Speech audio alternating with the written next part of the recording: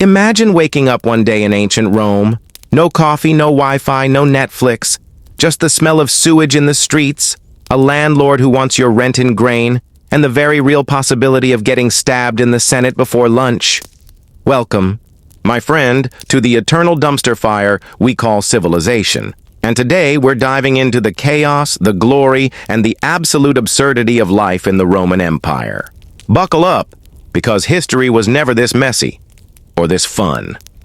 If you've made it this far without falling asleep faster than a gladiator after 5 spear wounds, do yourself a favor. Smash that like button like you're striking down a barbarian and hit subscribe before your landlord throws you into the Colosseum for entertainment. Trust me, it costs you nothing, but it keeps this channel alive longer than most Roman emperors managed to last. So, go ahead.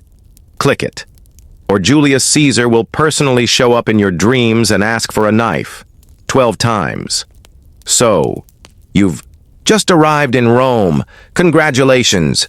You're now part of the biggest, loudest, smelliest metropolis in the ancient world. Forget those romantic travel brochures showing marble temples glowing in the Mediterranean sun. Real Rome was a sensory overload of chaos. 1 part majestic empire, 9 parts loud neighbors, questionable hygiene, and donkey poop. The first thing you notice? Noise. Romans didn't know what quiet meant. Dawn breaks, and you're immediately assaulted by a chorus of sounds. Pigs squealing on their way to market, merchants shouting, "Fresh fish, not too rotten." In the forum, blacksmiths hammering metal like their lives depend on it, and politicians yelling louder than anyone else. Because obviously, shouting makes your argument better. Next, the smell. Rome was many things, but pleasantly scented wasn't one of them. Imagine incense from temples mixing with sweat, rotting vegetables, fried fish, and sewage running through the streets. Now add 1 million people crammed into the city with little understanding of sanitation. Congratulations, your nose is now under permanent attack. And don't think you're going to blend in. Rome was obsessed with social class. People could tell instantly whether you were rich, poor, freed, or enslaved. A patrician, rich noble, strutted through the streets with fine sandals and a retinue of slaves carrying his groceries. Meanwhile, plebeians, the regular poor majority, shuffled in worn tunics, hoping today's bread dole wouldn't run out before they got to the front of the line. And then there were slaves, who weren't just doing menial jobs. They were everywhere. Teachers, doctors, cooks, accountants. Yep, the very person teaching your kids philosophy might be a slave from Greece. Awkward. Rome was glorious, but also a hot mess. On one street, you'd see towering marble temples gleaming in the sun, and right next to it, a collapsing tenement building where families were packed in tighter than anchovies in olive oil. Welcome to the empire's capital, the city of contradictions, where grandeur and garbage lived side by side. If you thought New York never sleeps, wait until you live in Rome. At night, carts rattled through the streets, taverns stayed open with drunk soldiers starting brawls, and thieves prowled for easy pickings. The Roman poet Juvenal once joked, "What is more dangerous than rich men's dinners?" He wasn't wrong. Sometimes just walking past a noble's drunken party was enough to end your life. So first rule of surviving Rome? Stay alert. Whether it's stepping over sewage, dodging thieves, or avoiding getting caught in a senator's political scandal, this city was equal parts opportunity and death trap. All right, you've survived your first day in Rome, but where are you going to sleep? That depends entirely on your social rank. And trust me, the gap between the rich and poor was so wide you could march an entire legion through it. If you're rich, like filthy patrician rich, congratulations. You get to live in a villa. These were sprawling mansions with marble, floors, indoor gardens, fountains, and mosaics that doubled as Instagram-worthy backdrops, if Instagram had existed, which it didn't, thank Jupiter. Villas had private baths, a dozen slaves running around to cater to your every need, and enough bedrooms that you could forget half your family members existed. Now, if you're not rich, which let's face it, you probably aren't, you're stuck in an insula. Think of a Roman insula as a cross between a New York tenement building and a Jenga tower built by drunk architects. These were multi-story apartment blocks made of wood, brick, and whatever cheap material the landlord could find. Rent was high, safety was low, and the walls were thin enough that you knew exactly what your neighbor was having for dinner, and arguments. The higher up you lived, the cheaper the rent. Why? Because climbing 6 flights of rickety stairs to your room was basically a death sentence. And if you thought modern landlords were shady, Roman landlords made them look like angels. Fires broke out constantly in insulae because cooking was done with open flames. Buildings collapsed with frightening regularity because safety inspections weren't exactly a thing. The Emperor Augustus even had to create a special firefighting brigade because Rome kept burning down every other week. And let's talk about nightlife. If you lived in an insula near the taverns, good luck sleeping. Drunken brawls, singing, and the occasional fight to the death outside your window were normal. And don't forget the carts.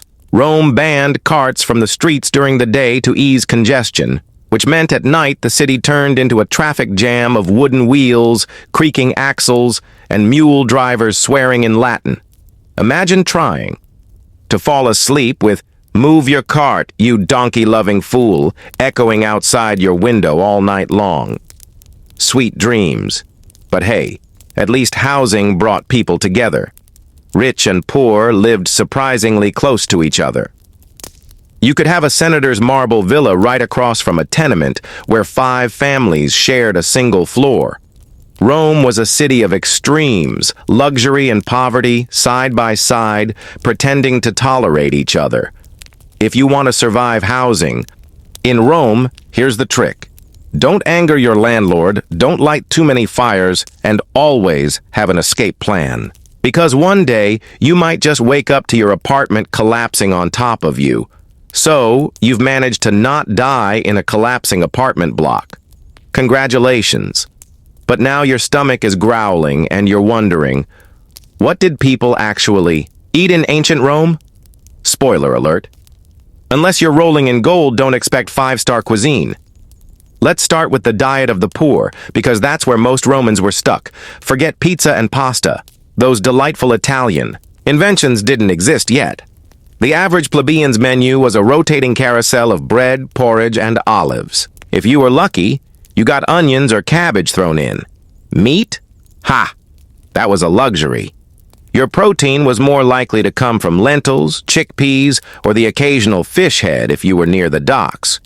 The slogan for the average Roman kitchen could have been, "Survive, not thrive." Now the bread deserves special mention. Yes, bread was life in Rome, but don't imagine fluffy baguettes or soft sourdough. Roman bread was often coarse, filled with bits of stone from the milling process, and tough enough to break a tooth. Archaeologists literally found bread loaves from Pompeii that looked like someone baked a rock and called it a day. If you lived to old age in Rome, it wasn't because of dental care. It was because you managed to chew this stuff without snapping all your molars. Then there's garum. Oh, garum, Rome's favorite condiment. Imagine fermented fish guts left to rot in the sun, then turned into a salty sauce you pour over everything. To Romans, this was liquid gold. To modern noses, it probably smelled like a sewer on a summer afternoon. Wealthy Romans imported fancy garum from Spain, while the poor settled for cheaper, smellier versions. Either way, everyone reeked of it. But don't worry. The rich ate differently. If you were invited to a noble's dinner party, buckle up. The menu was designed less for taste and more for shock value. Want to impress your guests? Serve roasted. Dormice sprinkled with honey and poppy seeds. Flamingo tongues were considered a delicacy. Ostrich, peacock, and exotic spices from India appeared on the tables of Rome's elite. And of course, endless wine flowed, but watered down. Drinking. Wine straight was considered barbaric. So yes, Romans would think you're uncivilized for ordering a glass of Merlot neat. Eating wasn't just about food, though. It was a spectacle. Banquets were opportunities to flaunt wealth, gossip, and show off how many exotic creatures you could afford to stuff. Picture a dining room with couches arranged in a U-shape, guests reclining like divas, and slaves scurrying around pouring wine, scraping plates, and fanning their sweaty masters. If you were lucky enough to be invited, you better pace yourself.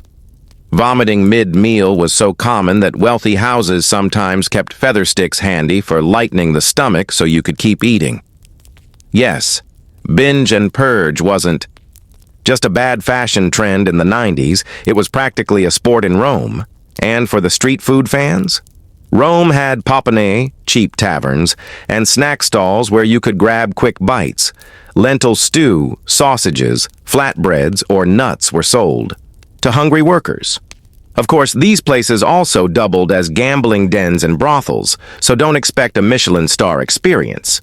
So, what's the lesson here? In Rome, food was either depressingly repetitive or disgustingly extravagant. You'd either die of boredom chewing stone-filled bread or of indigestion after being force-fed stuffed dormice. Bon appetit, Roman style. All right, you've eaten your fill of porridge or peacock tongue, and now you're wondering, what should you wear to fit in? Forget modern fashion shows. In Rome, your clothing screamed your social status louder than a senator shouting in the forum. Let's start with the toga, the most iconic Roman garment. You've seen it in movies, flowing white cloth draped over the shoulder, making you look important. Sounds classy, right? Wrong. Togas were a nightmare. First, they were enormous. Imagine wrangling 20 feet of wool around your body without stabbing yourself with the folds. Second, they were heavy and hot, perfect for Rome's blazing summers if your goal was to faint from heat stroke. And third, they were completely impractical. Want to run? Nope. Want to fight? Forget it. Even going to the bathroom was a logistical puzzle.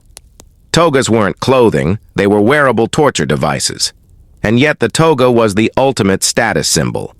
Only male Roman citizens could wear one, and the type of toga you wore signaled your position in society. A plain white toga, ordinary citizen. A toga with a purple border, senator. Pure purple toga, emperor. Of course, purple dye came from crushed sea snails and cost a fortune, so wearing purple was like driving a Ferrari made of mollusks. If you weren't in the mood for a toga, or too poor to afford one, you stuck with the tunic. Simple, comfortable, basically the Roman version of a t-shirt. Slaves, laborers, and everyday plebs wore these. The rich wore tunics too, but with fancier fabrics or colors. Think of tunics as the jeans of the Roman world. Versatile, practical, and seen on everyone. Women had more variety. They wore the stola, a long dress, over their tunic, often belted at the waist. Jewelry was a big deal, not just for decoration, but as a symbol of wealth. Rings, necklaces, and hairpins weren't just accessories, they were bragging rights. The more gold and gemstones you stacked, the more people knew you were rich, and possibly a target for thieves. Now let's talk hair. Roman men kept it simple. Short, neat, respectable. But women? Entire empires could have been built in the time it took to style their hair. Curls, braids, buns, wigs. Some imported wigs were made from the hair of Germanic slaves. Yes, imagine conquering a barbarian tribe and then wearing their hair to a dinner party. Talk about awkward. And shoes. The poor wore simple sandals. Soldiers had caligae, heavy-duty sandals with iron studs that left terrifying footprints. Wealthy Romans wore soft leather shoes, often dyed bright colors because why not strut through sewage in style? But here's the kicker. Rome had its own version of the fashion police. Certain clothing was restricted by law. Only senators could wear broad purple stripes. Only freeborn women could wear the stola. If you were caught dressing above your station, expect ridicule, fines, or worse. So, dressing in Rome wasn't about comfort or expression. It was about shouting your place in society without saying a word. Want to blend in? Wear a tunic and keep your head down. Want to stand out? Break your bank account on purple dye and gold jewelry.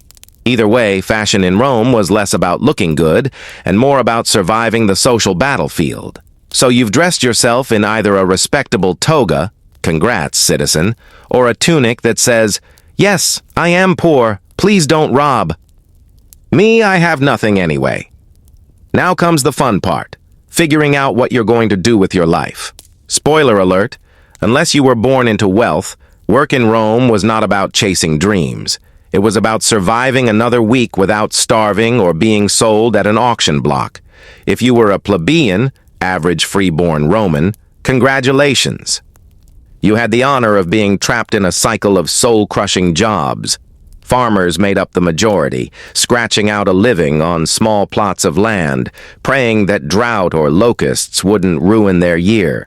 Others worked as bakers, smiths, bricklayers, or traders. Picture sweaty men hammering metal, hauling bricks, or shouting prices in crowded marketplaces that smelled like fish guts and sweat. Artisans had a slightly better time. Potters, glassmakers, and mosaic artists could actually show off some skill. But don't get too romantic. It was less creative genius and more, "Please buy this jug or I can't afford dinner." Now let's address the elephant in the Colosseum, slavery. Rome ran on slave labor. Slaves were everywhere. In homes, in fields, in workshops, even as teachers or doctors. That's right. Your kid's tutor might have been a Greek philosopher kidnapped during a war. For the unlucky majority, slavery meant backbreaking labor under the sun, or worse, being sent to the mines, which was basically a death sentence with extra steps. For a select few, life wasn't as grim. A household slave in a wealthy family might be well-fed, decently clothed, and even trusted with important tasks. But freedom? That was a lottery ticket most never won. The irony? Romans prided themselves on being a society of citizens and laws while treating a huge chunk of their population as disposable property. Sound familiar? History really loves repeating itself. If you were ambitious, you could try to climb Rome's rigid social ladder. A soldier might rise through the ranks, earning land or wealth after decades of loyal service and surviving countless battles. Merchants could get rich if trade went well. And occasionally, freed slaves, the liberty, made fortunes and lived comfortably. But make no mistake, for most people, hard work rarely equaled success. So what's the lesson here? In Rome, your career path was already set before you were born. Unless the gods smiled on you or you inherited an uncle's estate, your work-life balance was basically all work, no balance, and a lot of praying to Fortuna, the goddess of luck. After a long day of hauling bricks, baking bread, or being whipped in the fields, you deserve a little relaxation. Today, that might mean Netflix, a cold beer, and scrolling memes until 2 a.m. But in Rome, entertainment was bloodier, louder, and definitely less sanitary. Welcome to the Roman obsession with spectacles. The grand prize for Roman entertainment was the Colosseum, a massive amphitheater that could fit up to 5,000 spectators. And what did those spectators watch? Gladiators hacking each other apart with swords, spears, and whatever weapons looked coolest that day. These weren't friendly matches either. Gladiators were often slaves, prisoners of war, or criminals, forced to fight.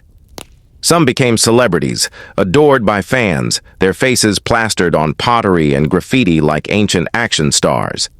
But make no mistake, the odds of dying in the arena were high, and the crowd loved it. And let's not forget the extras. Wild animal hunts featured lions, elephants, crocodiles, and even giraffes shipped from Africa and the Middle East. Public executions were staged as elaborate plays. Criminals were literally thrown to beasts or forced to reenact myths, usually, ending with them being very, very dead. So yes, Rome was basically a mix of WWE, National Geographic, and a horror film marathon. If blood sports weren't your thing, maybe you preferred the Circus Maximus, where chariot racing reigned supreme. Picture teams of horses tearing around a massive track, drivers whipping them furiously, wheels skidding, crashes happening at breakneck speed. Thousands of fans screamed for their favorite teams, red, blue, green, or white. And when I say fans, I mean borderline fanatics. Fistfights, riots, and even political uprisings were tied to racing rivalries. Supporting the wrong team in the wrong neighborhood could get you stabbed. Rome also had plays, music, and poetry recitals. But let's be honest, most people weren't there for high art. Theater was more about slapstick comedy, rude jokes, and mocking politicians. Imagine a mix between Shakespeare and a modern roast battle, with the occasional god descending from the ceiling on a pulley system that always threatened to break. And don't forget the public baths, not just for hygiene, but for gossip, relaxation, and maybe a little gambling. Think of it as the Roman spa and social media combined. You went to soak, chat, and find out who was cheating on their wife. Here's the genius of Roman politics. Keep the people distracted. Free grain handouts kept bellies full, and free entertainment kept minds occupied. As long as the crowd had gladiator fights to cheer and cheap bread to eat, they were less likely to riot against corruption or bad emperors. The phrase panem et circenses, bread and circuses, perfectly summed it up. So what's the takeaway? Roman entertainment wasn't about art or culture. It was about distraction, adrenaline, and blood. If you wanted peace and quiet, too bad. Rome. Entertainment was mandatory chaos, and the louder you screamed, the more the emperors loved it. Ah, love in ancient Rome. You might picture candlelit dinners, roses, and romantic serenades under the stars. Wrong. Roman romance was less about star-crossed lovers and more about legal contracts, money, and family politics.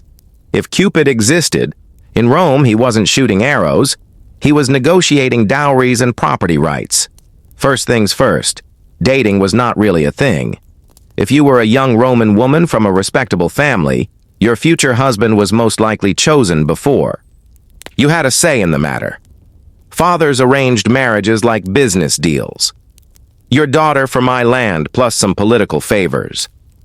Congratulations, you've just been betrothed, and your opinion was about as important as yesterday's bread crust. For men, it was slightly more flexible, but still heavily influenced by class. If you were wealthy, you could shop around for the best alliance, a bride from another influential family, preferably with a fat dowry and no skeletons in the family tomb. And if you were poor, well, love sometimes happened, but don't expect poetry and long walks by the Tiber. Think more two peasants working the same field and realizing they're both miserable together. So why not? Once married, the Roman ideal wife was supposed to be obedient, modest, and focused on running the household. She managed slaves, raised children, and stayed in the background. Think of her as a silent CEO of domestic affairs, with none of the recognition. For the husband, marriage didn't mean till death do us part, so much as until I get bored or find someone younger. Adultery was common, especially among powerful men. Julius Caesar, known for his affairs, Emperor Augustus, passed laws trying to enforce morality while his own family was caught in scandals. Divorce was surprisingly easy in Rome. Both men and women could initiate it, though men had far more social freedom afterward.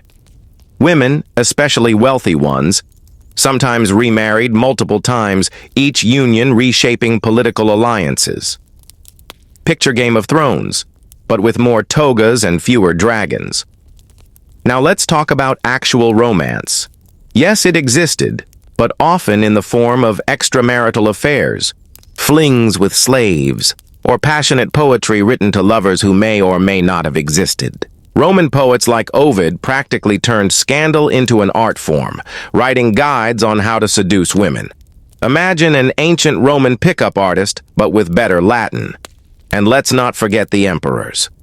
Caligula turned love into chaos, marrying multiple times, stealing other men's wives, and generally treating marriage like a game of musical chairs. Nero famously kicked his pregnant wife to death, then married a boy who looked like her. That's not romance, that's therapy waiting to happen. So yes, Roman love was complicated, political, and often tragic. If you were looking for true romance, good luck. More likely, your marriage was a financial arrangement, and your lover was someone you weren't supposed to be with. Welcome to ancient Rome, home of legal contracts disguised as weddings. Feeling sick? Don't worry, ancient Rome had doctors. The bad news? Their cures were often worse than the illness. Roman medicine was a strange mix of herbal remedies, Greek philosophy, wild superstition, and outright guesswork. Basically, the medical system was like rolling dice with your health. Doctors in Rome were often Greek slaves or freedmen who learned medicine through apprenticeships. Some were skilled. Sure, they knew how to set bones, stitch wounds, and perform basic surgeries. But many were complete frauds, selling miracle cures or chanting spells while waving herbs in your face. Pliny the Elder, a Roman author, documented hundreds of bizarre remedies. Got a headache? Try wearing a necklace made of garlic cloves. Toothache? Rub ashes of a mouse on your gums. Insomnia? Eat a fried dormouse. Yes, the same rodent Romans liked as snacks. If you had a serious injury, surgery was an option. But only if you were desperate or insane. Anesthesia didn't exist, unless you count strong wine or opium, which barely dulled the pain. Imagine lying on a wooden table while a doctor sawed into your leg, with an audience of curious students watching. Congratulations, you've just become a medical lesson, and don't even think about infection control. No gloves, no disinfectants, no concept of germs. If you survived the surgery, infection often finished the job. Romans didn't trust doctors entirely, so they also prayed to gods like Aesculapius, the god of healing. Temples doubled as hospitals where patients would sleep overnight hoping the god would send them a dream cure. Spoiler, the dream usually involved snakes, which were sacred to Aesculapius. Because nothing says healing like a snake slithering around your bed. Superstitions were rampant. Warts? Burn them off and bury the ashes at a crossroads. Fever? Tie a strip of wool around your neck and chant special words. It was half medicine, half Harry Potter cosplay. Here's the twist. Despite all the nonsense, Rome was ahead of its time in public health. Aqueducts provided clean water. Public baths encouraged hygiene, even if they also spread disease. Sewers carried waste out of the city. Compared to many medieval towns centuries later, Rome actually had a better system for keeping people alive.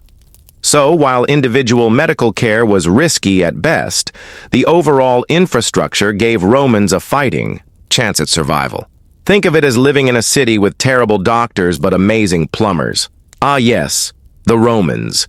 The people who couldn't figure out antibiotics but somehow mastered the art of building giant concrete aqueducts that still stand today.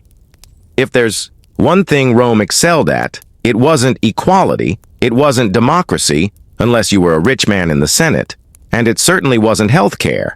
No, Rome's true superpower was plumbing. Imagine you're living in Rome, and suddenly fresh water is flowing into the city from miles away. No need to trek to the Tiber and scoop up muddy river water full of fish guts and questionable waste. Instead, aqueducts brought cleanish water into fountains, public baths, and the homes of the wealthy.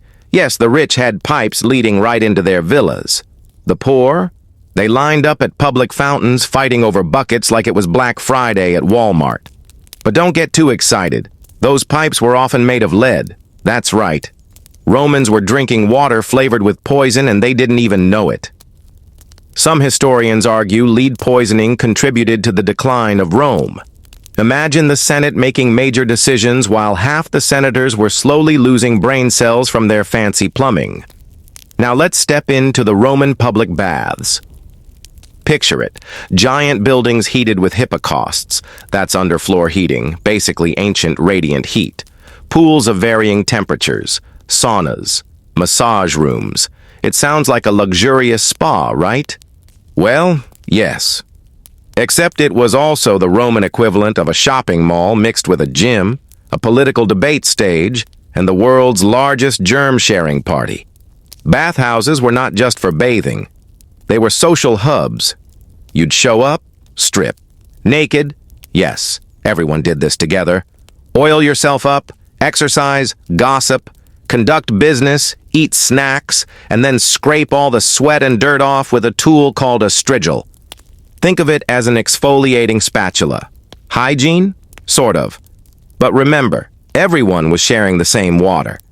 Imagine hundreds of sweaty Romans dipping into the same pool after a long day of gladiator games.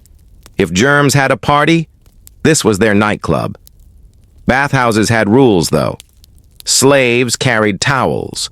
The rich lounged in the hot rooms, while the poor crowded into the cold pools. There were even arguments about mixed bathing. At times, men and women bathed together.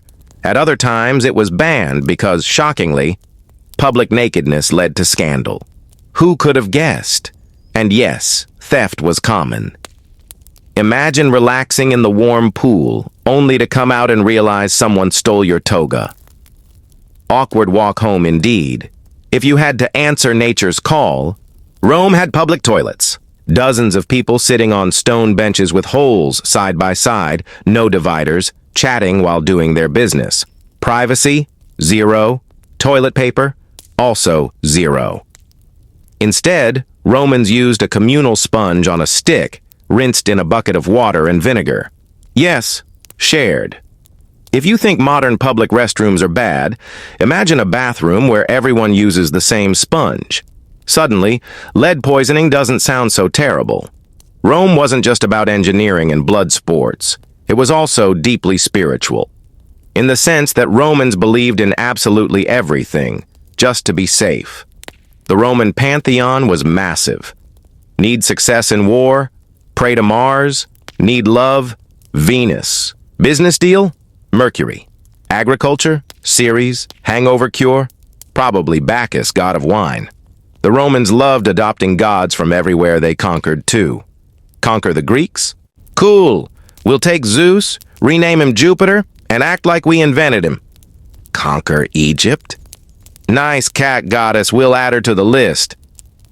Rome basically ran a divine Costco membership, and they weren't casual about it. If something bad happened, a famine, a military defeat, or just really bad weather, it meant someone angered the gods. Cue rituals, sacrifices, and a lot of blaming the neighbors. Sacrifices were essential. Sometimes it was a chicken, sometimes a bull, occasionally something bigger. Priests, called augurs, even examined animal guts to predict the future. Yes, they literally stared at livers and intestines and said, "The gods approve." Imagine trusting your life decisions to a man elbow-deep in cow organs, and don't even try to skip rituals. One missed sacrifice could doom an entire army. Generals would halt campaigns until the proper chickens were killed, roasted, or consulted. You think military bureaucracy is bad today? Try waiting on divine chicken approval. Romans were also hilariously superstitious. Step with the wrong foot when leaving the house? Bad luck. See a black dog at night? Death is coming. Sneezing at the wrong time? Omen. They wore amulets against curses, avoided certain words on unlucky days, and even believed in magical curse tablets. These were pieces of lead with nasty messages carved into them, then buried to invoke the gods against your enemies. So yes, Romans invented hate comments long before Twitter. Religion and politics were one big mess of overlap. Senators and emperors held priestly titles, ensuring they had divine approval for their questionable decisions. Emperors even became gods themselves after death, and in Caligula's case, he demanded worship while alive. Imagine your boss insisting, "You call him Lord and Savior," during meetings. That's basically Roman politics. Toward the later years, Christianity showed up, and Romans did not take it well. At first, Christians were mocked for refusing to worship Roman gods. Then they were persecuted, thrown into arenas, and used as scapegoats for disasters. Nero famously blamed Christians for the Great Fire of Rome because of course he did. Yet despite persecution, Christianity grew, proving once again that persecuting a group often makes them stronger. So far, you've survived Roman plumbing, public baths, and superstitions. Congratulations. But none of that compares to the real circus, the emperors. Forget Netflix dramas. Forget reality TV. The emperors of Rome were the original influencers, power abusers, and drama kings. Some were wise, some were brutal, and some were just batshit insane. Meet Caligula. At first, Rome loved him. He was young, charismatic, and everyone thought, finally a decent emperor after Tiberius. Then he got sick, recovered, and it's like he woke up with his brain scrambled by divine lightning. Suddenly, he declared himself a living god. He built temples to himself. He threw wild parties funded by taxpayer money. He demanded that senators worship him. But the pièce de résistance, his beloved horse, Incitatus. Caligula adored this animal. So much he gave it a marble stable, servants, and golden oats. According to ancient gossip, he even tried to make the horse a senator. Imagine walking into Parliament and finding a stallion neighing at budget proposals. That's Rome. If Caligula was unhinged, Nero was a full-blown disaster movie. He fancied himself an artist, musician, and actor, which was awkward, because emperors were not supposed to perform in public. Yet Nero forced the elite of Rome to sit through his endless plays and concerts, clapping like hostages. And then came the Great Fire of Rome in 64 CE. A massive blaze consumed much of the city. Rumors spread that Nero started it himself so he could rebuild Rome in his vision, complete with a giant golden palace. Did he really? Historians debate it, but everyone agreed on one thing. Nero's PR was awful. The story goes he stood on a balcony, strumming his lyre, singing as Rome burned. That's the Roman equivalent of live streaming a house fire for clout. To distract from the rumors, Nero blamed Christians, inventing persecution as a convenient scapegoat. Executions followed in horrifyingly creative ways. But don't worry, Nero kept performing plays while his empire crumbled. Eventually, the Senate declared him an enemy of the state. Nero, ever the drama queen, reportedly cried, "What an artist dies in me!" before killing himself. Domitian was less flamboyant, but equally problematic. He micromanaged the empire like an overbearing boss. He insisted people address him as Lord and God. He executed senators for imagined plots. He held treason trials. Like Oprah handed out cars. You're guilty, everyone's guilty." In the end, even his wife turned against him. A palace conspiracy stabbed him to death. Rome had a talent for backstabbing, literally. But let's not be too cynical. Not all emperors were disasters. Marcus Aurelius, for instance, was genuinely respected. He wrote Meditations, a philosophical diary that's still read today. He ruled with wisdom, balance, and a sense of responsibility. Unfortunately, his son Commodus inherited the throne. Yes, the same egotistical man-child from Gladiator. Marcus may have been wise, but even he couldn't control family drama. If Rome wasn't busy dealing with lunatic emperors, it was busy fighting wars. Expansion was Rome's favorite hobby. Why knit when you could invade? The backbone of Rome's empire was the legion. Picture disciplined soldiers in gleaming armor, marching in perfect formation, carrying the iconic rectangular shield and short sword, gladius. Each legion was about 5,000 men, drilled like machines. They built camps in a day, roads as they marched, and could crush most enemies with sheer discipline. But life as a legionary? Brutal. 20 years of service, endless marching, bad food, and the constant chance of being skewered by barbarians. Retirement came with a pension, and sometimes land, if you survived. Rome's motto might as well have been, "See land, take land." They conquered Italy, Gaul, Greece, Spain, Egypt, parts of Britain, and more. Each conquest meant new taxes, slaves and resources flowing into Rome. It also meant endless rebellions. Take Gaul. Julius Caesar invaded, bragged in his memoirs, and turned rivers of blood into a political campaign. Or Britain. Rome marched in, got bogged down by Celtic resistance, and kept fighting until they built a giant wall, Hadrian's Wall, just to say, "Fine, this is enough, the North is too crazy." Of course, not everyone was impressed with Rome's world tour. Germanic tribes fought back ferociously. Parthians in the east embarrassed Roman legions with superior cavalry. And eventually, waves of Goths, Vandals, and Huns came crashing in, poking holes in the once invincible empire. The truth? Rome couldn't afford to stop fighting. Its economy thrived on conquest. New lands brought loot, slaves, and taxes. Without expansion, Rome risked collapse. So generals kept marching, emperors kept bragging, and soldiers kept dying in foreign mud. And when victories slowed, emperors invented spectacles to distract the masses. Bread and circuses, free grain and gladiator games kept citizens entertained while the empire bled at its borders. Rome loved to portray itself as the eternal empire, destined to rule forever. But expansion came at a cost. Overstretched. Borders, exhausted soldiers, and enemies waiting for weakness. It was only a matter of time before the empire that conquered the world began to fall apart under its own weight.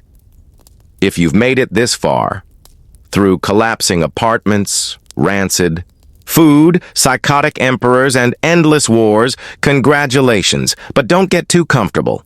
Ancient Rome had 1,000 ways to kill you, and none of them were pleasant. Think of Rome as a survival video game with the difficulty setting stuck on nightmare mode. The first and most obvious killer? Disease. Rome was a giant petri dish. Between overcrowded apartments, sewage running in open streets, and bathhouses doubling as germ-sharing festivals, it's a miracle anyone survived past childhood. Malaria was common.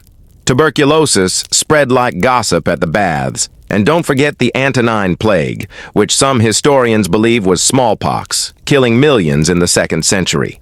Imagine being a soldier marching home from a glorious conquest in the East, only to bring back a virus that wipes out half your neighbors.